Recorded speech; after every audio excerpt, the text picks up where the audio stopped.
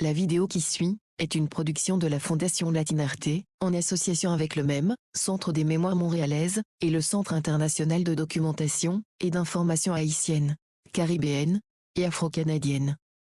Elle a été réalisée sous la direction de Marisa Rosales Argonza, en 2018, dans le cadre du projet Vue transversale.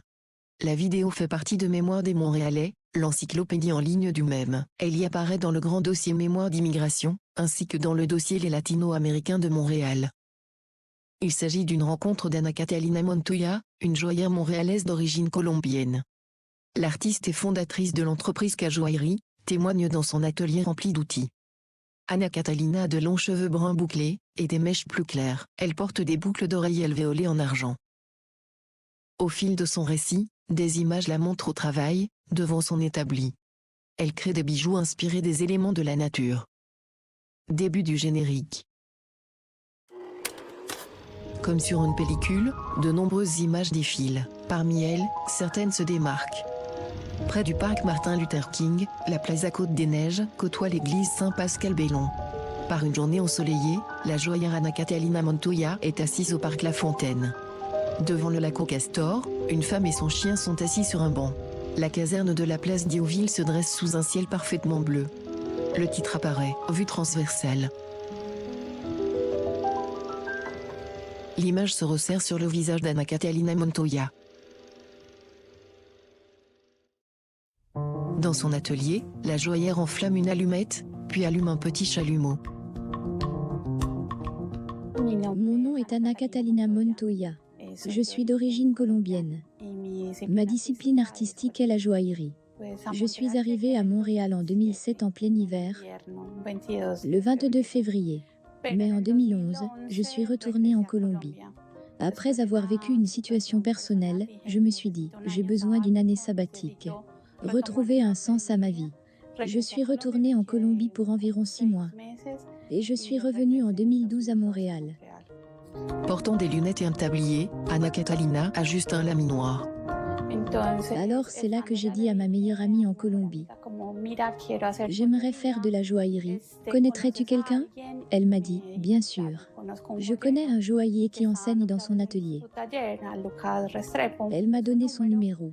Et j'ai commencé à faire mes classes avec lui. Ana Catalina étale des boucles d'oreilles rappelant des feuilles et des fleurs. Il m'a enseigné en partant de la conception du bijou. Apporte-moi le concept que tu souhaites, et à partir de là, je vais t'enseigner les techniques de base. Et c'est comme ça que ça s'est passé. Je lui apportais plein de concepts. La nature m'a toujours intéressée. La première fois, je lui ai apporté des bouts de bois pour faire une bague. Il m'a dit, je vais t'enseigner. Il me disait, es-tu certaine que tu n'as pas fait de joaillerie avant? Je lui répondais, c'est la première fois. Et il me dit, tu as beaucoup d'habileté, vas-y, continue à pratiquer. C'est lui qui m'a donné l'étincelle pour que je continue à pratiquer la joaillerie. Ana Catalina lime un bijou. Quand je suis revenue ici en 2012, de la sabbatique que j'avais prise à Medellín, j'ai commencé un cours de joaillerie.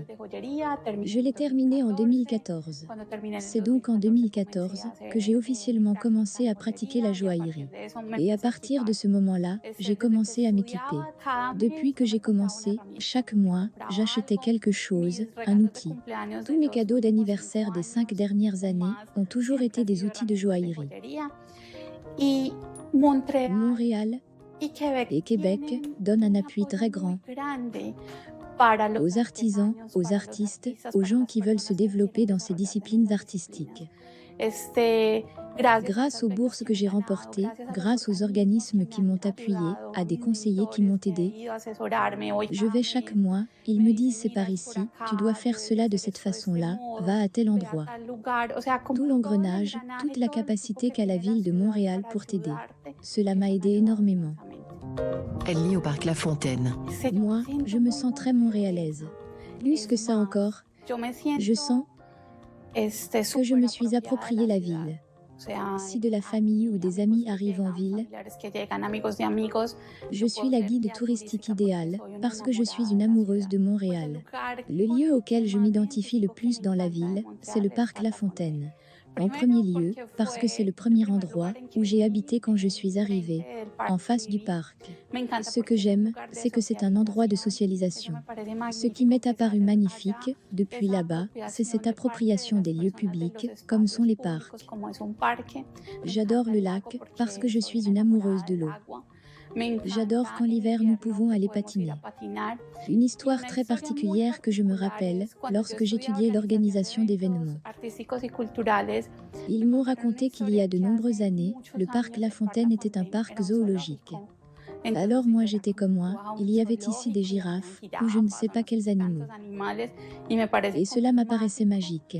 Il me semble que c'est l'endroit pour aller lire, pour manger avec des amis, pour aller explorer, car tu vas toujours me voir en train de trouver des petits trucs. Regardant les textures, je suis toujours à l'affût de la nature. Et même si j'ai déménagé, mon atelier n'est pas loin du parc, ce qui en fait mon lieu favori à Montréal. Au bord de l'étang du parc, un goéland est perché sur un réverbère. Au centre, de l'eau jaillit de la fontaine. Début du générique, comme sur une pellicule, des portraits d'artistes latino-québécois défilent. Sur une image, un filet de sirop d'érable coule d'une boîte de conserve. Il forme une mare, qui représente l'Amérique latine. Le titre apparaît sur la flaque ambrée. Vue transversale, panorama de la scène artistique latino-québécoise. Réalisation, production et post-production audiovisuelle, Félix Herrera. Production et contenu, Angela Sierra. Recherche et traduction, Iso Picard. Animation, G4 Audiovisuel et Arona Mortegui Sanchez. Direction générale, Marisa Rosales Argonza. Un grand merci aux Latin artistes et leurs talents qui rendent possible Vue transversale, Ana Catalina Montoya, Ana Pfeiffer Quiroz, Béatrice Herrera, Diana León, Diego Yayo Herrera, Laura Barry, Maria Escura, Mauricio Segura, Rafael Sotolicchio et Rafael Zaldivar. Musique, Rafael Zaldivar, Circularity, Danza Negra, Decima, Donezer, Eyesight, Mike Wagwanko, Oneness, et Pregonero. Merci au Centre culturel Notre-Dame de Grâce et à la Bibliothèque Bani, aux éditions Boréal, au Grand Ballet canadien, à Cajoairie, à la Maison de la Culture de Villeray-Saint-Michel Parc Extension, à la salle de diffusion de Parc Extension, à l'Université McGill et au Théâtre aux Écuries. Vue transversale est une production de la Fondation Latinarte, en association avec le MEM, et Syndicat. Vue transversale est possible grâce à l'aide financière de la Ville de Montréal et du Conseil des arts et des lettres du Québec. Une audiodescription, Élocutio.